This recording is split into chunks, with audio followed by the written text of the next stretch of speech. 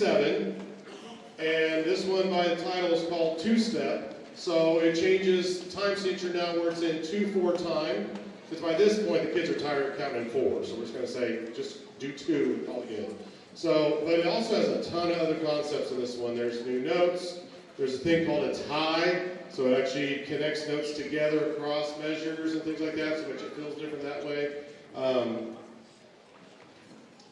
There's, like I said, new notes and things like that in it. Percussion also has a thing called a flam, which is like 2 notes almost hitting at the same time.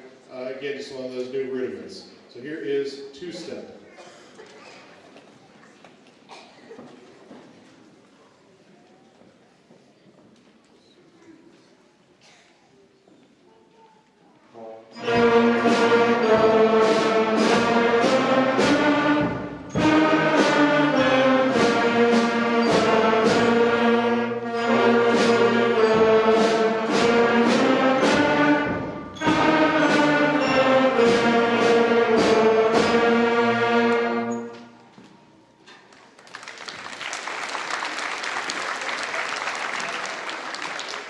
Believe it or not, with that many concepts, that took a while just to get through that one, okay?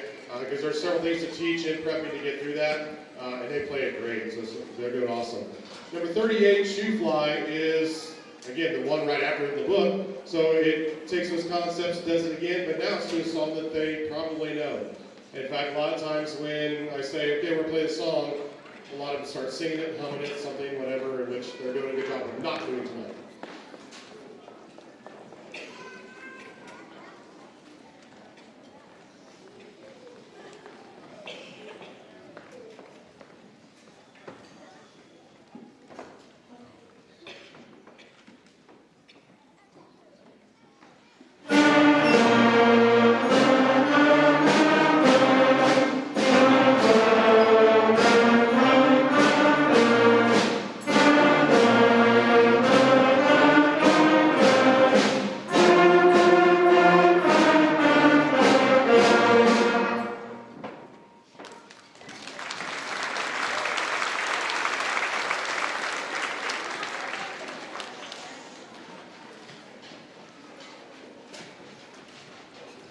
Number 44 is called Michael Finnegan. As you can tell by the title, you get that little Finnegan. That is what we introduce with 8th notes. So it's basically twice the speed of a quarter note, so everything again is moving faster.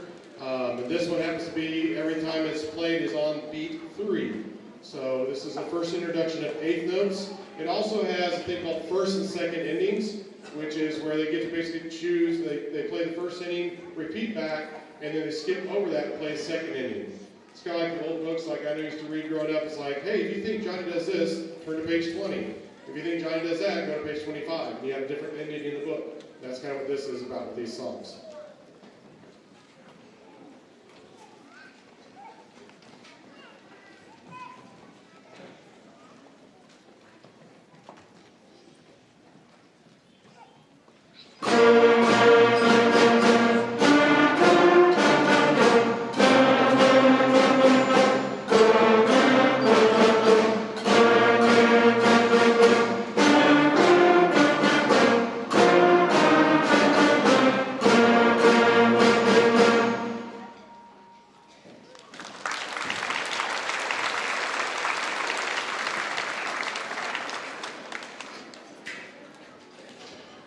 Number 47 is Baja Breeze. You'll start seeing percussion now at this point start playing many more instruments that actually go in with these pieces. These next two are kind of Caribbean and Spanish flavors, so they get to play a few more things that way.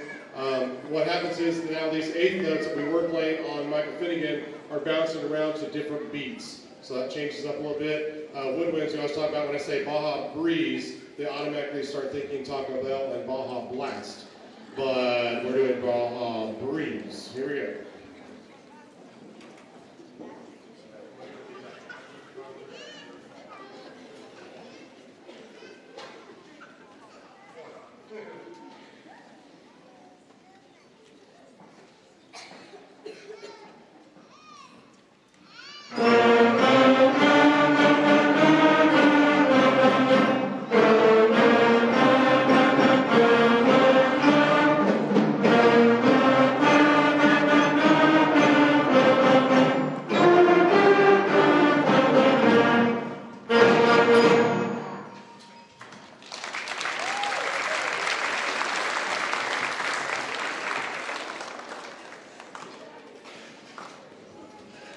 Number 54 is Rio Con Brio, and again, it'll feature some percussion stuff back there. They also now are combining concepts. We talked about flams earlier and paradiddles earlier. Now they're doing it together, called a flam paradiddle or a flamadiddle. And then they also have flam taps. So there are different ways of adding these more concepts to them. But again, watch percussion stuff back there too. I know you want to watch your kid, but they're adding more and more things back there with maracas and claves and fun stuff back there in the back. Okay? Rio Con Brio.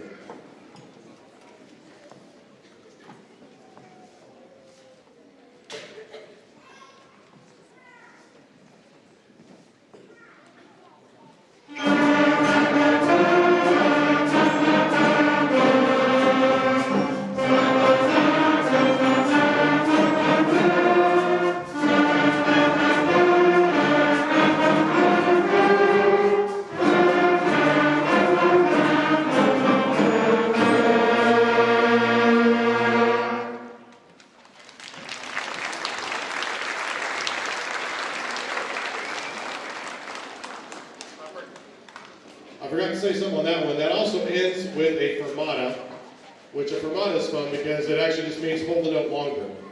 We always teach them, make sure you watch the director, because that's up to me or whoever's in front of them to see how long they hold it, which is really fun for me. Bum, bum, bum, bum.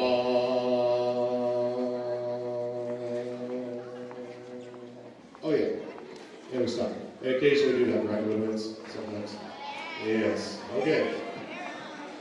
We are going to go on to number 56, which is a chorale. It's another duet that we talked about before. It introduces a new note as well. And with it being a chorale, we do it a little bit slower, just to make it sound a little more pretty, hopefully.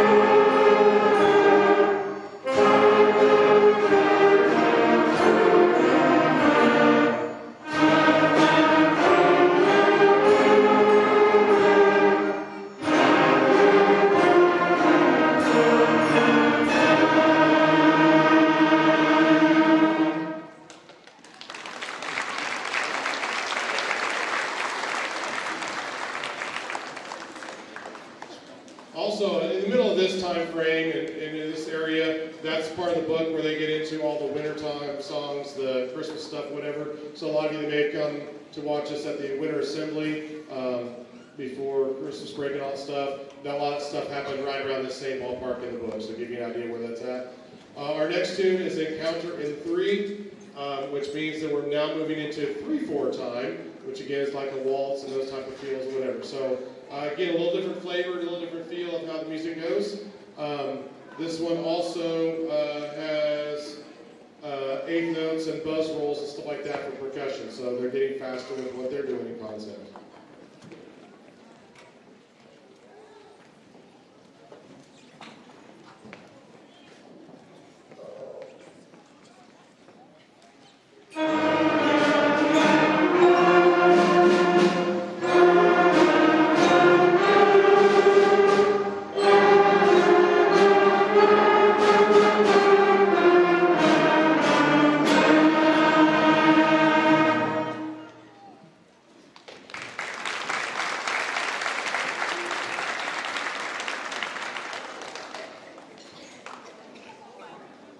The next song we have is number 65, I've Just Come From Sydney, and it talks about pickup notes, and we talk about that they've already been doing that for quite a while. If you sing the song Happy Birthday, happy are pickup notes leading into birthday.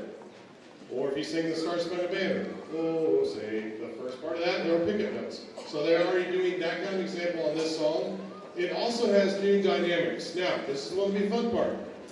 This song is supposed to start off at piano, which is a soft volume. Tell that to 160 beginners with instruments to play soft. Then the second half of the song is forte, which is loud. So at least we're going to try and make as big a difference as possible with playing as soft as possible piano and then play at a normal loud volume. Okay? Normal loud volume.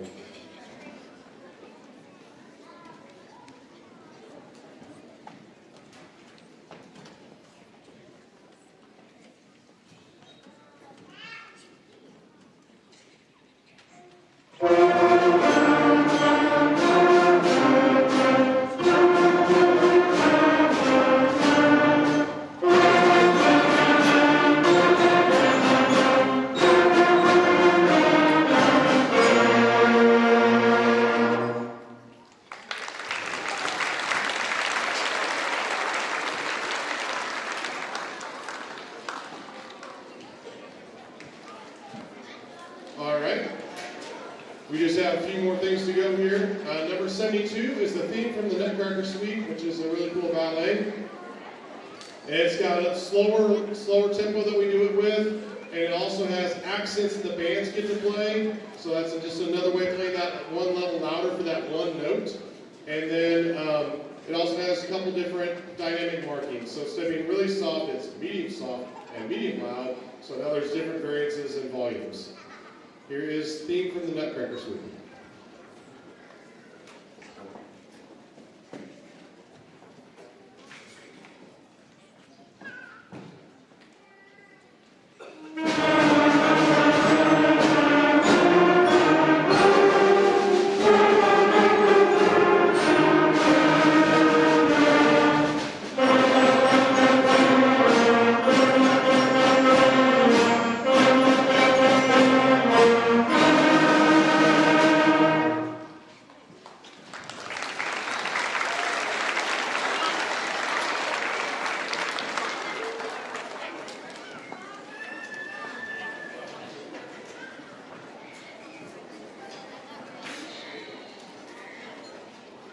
All right, we're down to our last song, believe it or not. And I promised them, it's like, how long is this going to last? I'm like, when we get done, we should be in and out of here within an hour. So if we're 30 minutes in right now, we should be good to go, I'm going to say like by 7:45. Hopefully everybody can be on the road heading home safely. But I do want to say a few things before we get done. I want to thank the administrators here at CJ School. The reason we have a good band program is we have a lot of good support. And that comes from Dr. DeMasters, Mr. O'Daffer. We get to team teach in all three buildings, so it's all the administrators we have here, Dr. Cook, the school board. They do a really nice job. We're really trying to give us all that we can to make this experience great for these kids. So I want to thank the administrators for that. Again, I do want to thank Mr. Martin and Mr. Waddell, who's not here. I also have a student teacher, Ms. Chambers. She's with us this spring, and she's done an awesome job. We can't do this. I couldn't do this on my own by any means, not with this many kids for sure. And we have a great team and a lot of good things going for us, and I'm just so thankful for them. I want to thank these kids. They do a great job, don't they? Give them a round of applause.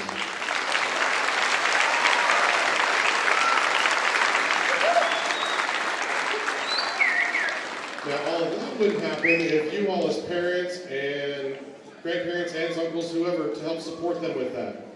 You help them get instruments, you help make time that they can get home to practice, hopefully. Make a space for them to practice that's not like in the wood shop way out back, somewhere in the back 40 acres of your house property. Those sort of things. So I appreciate all that you do to help support them. As time moves on, and if you look at the program, the very bottom fine print down there, it's got progressive bifocals, so I can look at where I'm at here. Okay, so down the very bottom it talks about the next couple things we have going. And April and May gets a little busier for us. So April 2nd, we're going to take this group to NEO A&M College for a music festival down there. And that's going to be during the school day. So we'll get here to school, load up the equipment trailer, buses, drive down there, perform, we'll eat on campus, and then drive back. Any of you that would like to follow us down and watch us perform, you're more than welcome to. That would be great. We always love to have good support from that. And your parents, as parents, you're always welcome to come to the contest and watch us. And then May 14th, we have two things going on. We have an assembly that morning, that'll be with Troublemakers. And then we also have our concert, just like here, of that night. And that one's going to be with junior high. So we'll start in here with 6th grade, and then we'll move into the auditorium for 7th and 8th grade. So encourage you guys, if you want to migrate in there and watch the junior high, so these guys can see what 7th grade band is going to sound like for them, and what 8th grade band will sound like, and that's a great progression for them to be part of. So those are the things that we have for this spring. The band website is on there too, cjbands.org. That's a great way to look at our calendar. It talks about our whole program and what we do. We have a Facebook page for our boosters, CJ Band Boosters, on Facebook, and you can like that. It will ask you a security question because we put videos and stuff on there, and we'll make sure it's controlled pretty well, that things don't just go everywhere for somebody to creep on our kids. So it'll ask you, how do you belong? You say my son or daughter is in, is so-and-so and in the 6th grade band. And that'll get you connected with that group well, okay? So, when we get done tonight with this song, I'm going to ask that the students will help with moving the chairs and stands back into the band room. Again, I thank you guys for coming tonight. I hope you have safe travels and have a great evening. And we're going to close out with all the concepts we've learned together on a song called March Across the Seas.